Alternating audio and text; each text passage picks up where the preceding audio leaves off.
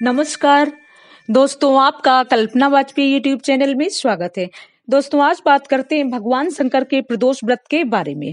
प्रदोष व्रत करने वाले को त्रयोदशी के दिन दिन भर भोजन नहीं करना चाहिए। फलाहार कर सकते हैं। शाम के समय जब सूर्यास्त में 3 घड़ी का समय शेष रह जाए तब स्नान आदि करके श्वेत वस्त्र धारण करें। तत्पश्चात संध्या वंदन करने के बाद शिव जी का पूजन प्रारंभ करें। प्रदोष सायंकाल के बाद और रात रानी के पूर्व दोनों के बीच का जो समय है उसे प्रदोष कहते हैं। उसी समय व्रत करने वाले को भगवान शंकर का पूजन करना चाहिए। करोड़ों चंद्रमा के समान कांतिवान त्रिनेत्रधारी, मस्तक पर चंद्रमा का भूषण धारण करने वाले, पिंगल वर्ण के जटाजूटधारी, नीलकंठ तथा अनेक हारों से सुशोभित, वरद हस्त परशधारी, नागों के कुंडल पहने, व्याघ्र चर्म धारण किए हुए रत्न जड़ित सिंहासन पर विराजमान शिव जी का ध्यान करना चाहिए। मानसिक संकल्प। ध्यान के समय एकाग्रचित्त होकर संकल्प करना चाहिए। हाथ जोड़कर मन में देवादिदेव भगवान शंकर का ध्यान करते हुए कहना चाहिए कि हे शंकर जी, आप संपूर्ण पापों के नाश के निमित्त प्रसन्न होइए। शोक रूपी अग्नि में दग्ध संसार के भय से भयभीत एवं अनेक प्रकार के रोगों से आक्रांत सनात की आप रक्षा कीजिए। हे स्वामी, आप देवी पार्वती के सहित पधार कर मेरी पूजा को ग्रहण कीजिए। ऐसा करने के बाद ओम गौरी सहित शिवाय नमः इस मंत्र द्वारा उनका आवाहन करना चाहिए। इसके बाद जल से शिवजी को स्नान करावें। तत्पश्चात वस्त्र, यज्ञोपवीत्र, गंध, द्रव्य और आभूषण आदि अर्पित करें।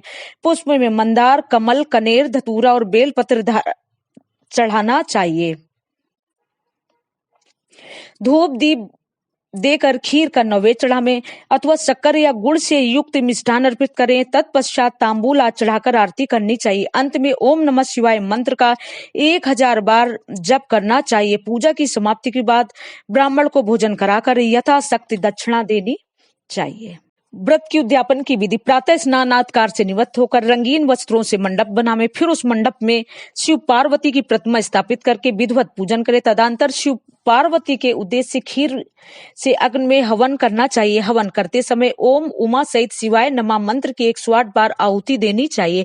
इसी प्रकार ओम नमः शिवाय के उच्चारण से शंकर जी के निमित्त आहुति प्रदान करें। हवन के अंत में ब्राह्मण व्यक्ति को सामर्थ्य के अनुसार दान देना चाहिए। ऐसा करने के बाद ब्राह्मण को भोजन दक्षिणा से संतुष्ट करना चाहिए।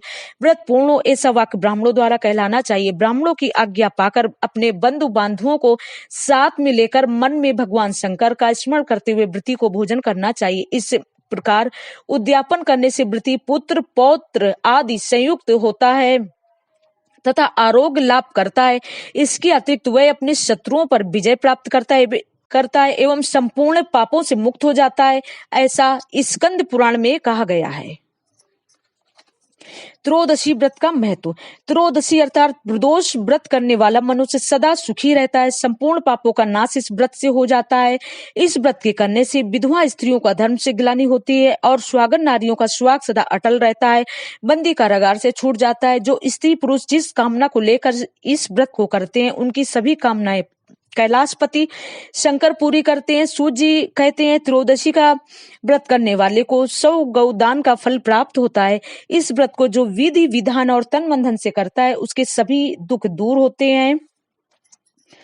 सभी माताओं बहनों को 11 त्रयोदशी या पूरी साल की 26 त्रयोदशी के बाद व्रत करने के बाद उद्यापन करना चाहिए।